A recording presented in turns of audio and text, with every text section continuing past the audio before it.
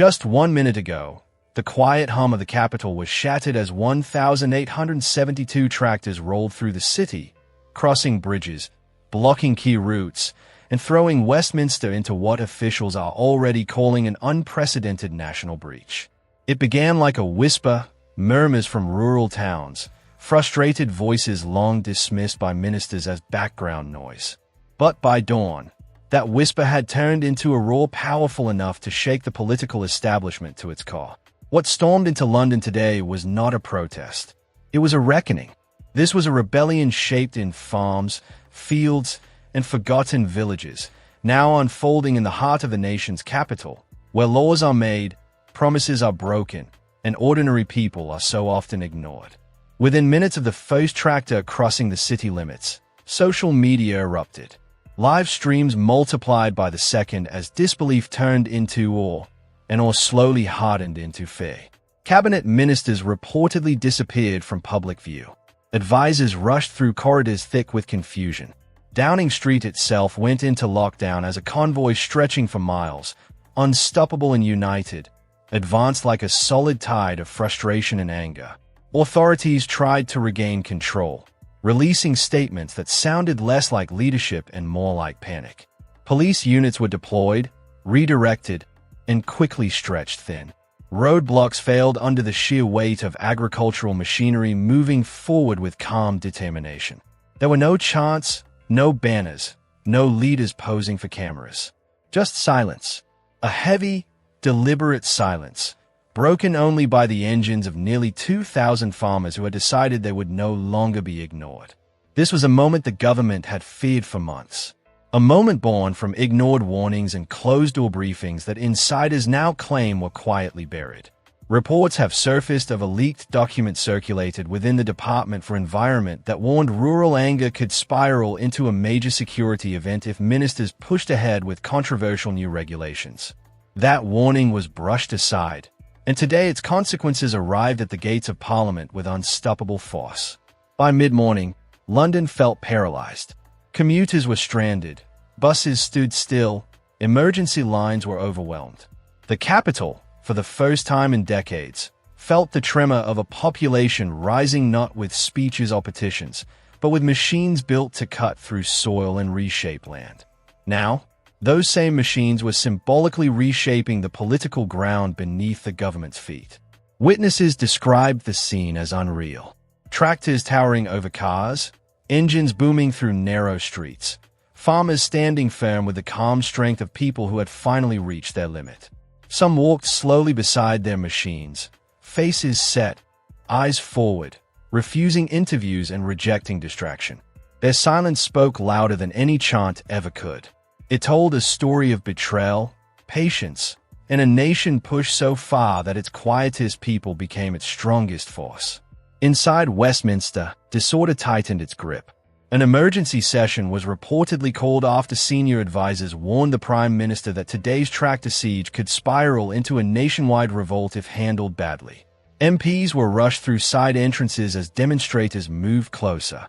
Rumors spread that even Buckingham Palace was requesting security updates every 15 minutes, concerned not just about the unrest itself, but about what it revealed.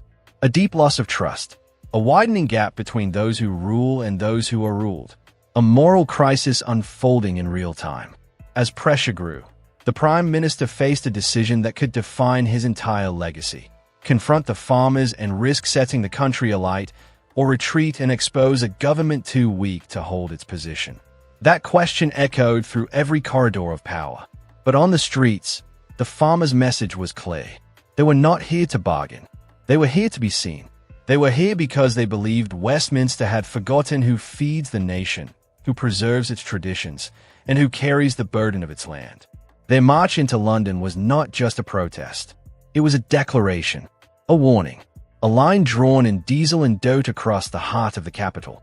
And as people watched from windows, rooftops, and glowing screens, one truth became impossible to ignore. This was no longer just politics.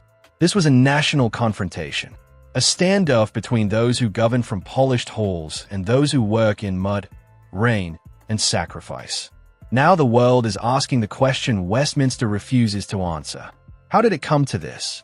Who allowed tensions to rise until London felt like a battleground between countryside and state? And what will the government do when its next move could either calm the nation or ignite something far more dangerous? The second wave hit London just as officials believed they had a moment to recover. That belief shattered instantly. Sirens echoed across Westminster as another column of tractors appeared from the outskirts, pushing deeper into the city with a level of coordination that stunned security experts. This was no longer just a demonstration. It looked like a planned rural mobilization. The government's command center beneath Whitehall received updates faster than they could be processed. Bridges locked up, major roads sealed, and thousands of pedestrians stood frozen as the capital turned into a maze of steel and determination. Ministers who once dismissed farmers' warnings now watched with pale faces, realizing too late that the people they ignored were now setting the rhythm of national events. Inside the emergency briefing room, voices collided. One senior official demanded immediate force. Another warned that a harsh response could trigger the worst civil breakdown in modern British history. Every choice carried danger. Every delay fed panic. And all the while, the farmers kept moving forward, steady and unyielding. What frightened Westminster most was not the tractors themselves. It was the unity behind them. Thousands of people from different counties, once separated by distance and regional politics, now moved with one shared purpose. Their anger had fused into something larger than protest, something the state could neither predict nor easily control. At 11:40 a.m., a confidential report leaked onto social media. It claimed intelligence services had been monitoring rural anger for months.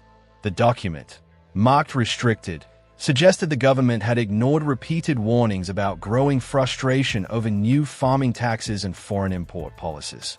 The leak spread like fire, and in seconds, public anger ignited just as fiercely as the engines rolling through London. Hashtags calling for ministerial resignations surged within minutes. Commentators accused the Prime Minister of either sheer incompetence or deliberate misrepresentation.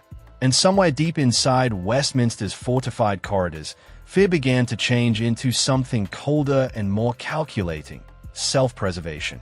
Witnesses near Trafalgar Square described a moment that came to define the tension of the day. A single police officer stepped forward, attempting to block a tractor from entering the roundabout. The farmer stopped, climbed down, walked toward him, and quietly placed a worn, dirt-stained glove into the officer's hand. The officer paused, then stepped aside. No arguments, no anger, just a silent exchange that captured a country split between those who enforce the rules and those who live with their consequences. Moments like this spread quickly across the city, passed in whispers from street to street. Each story deepened the feeling that something historic was unfolding. Something more meaningful than a march, more organized than unrest, and more grounded than chaos.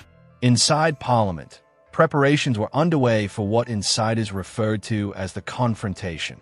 Senior ministers were guided into a secure room, away from cameras, reporters, and public scrutiny. According to several sources, a heated dispute broke out between the Home Secretary and the Agriculture Minister. One demanded firm action. The other argued that the crisis was self-inflicted, born from years of treating farmers as a nuisance instead of a pillar of the nation. Their argument was cut short by a stark update from security officials. The tractors had reached Parliament Square. The very center of British democracy was now surrounded by the people the government had underestimated. The symbolism was impossible to miss. Farmers stood where monarchs once addressed the nation, where speeches had shaped centuries of history. Now the ground trembled, not from words, but from engines idling like a steady warning pulse. As tension climbed, Buckingham Palace broke its silence.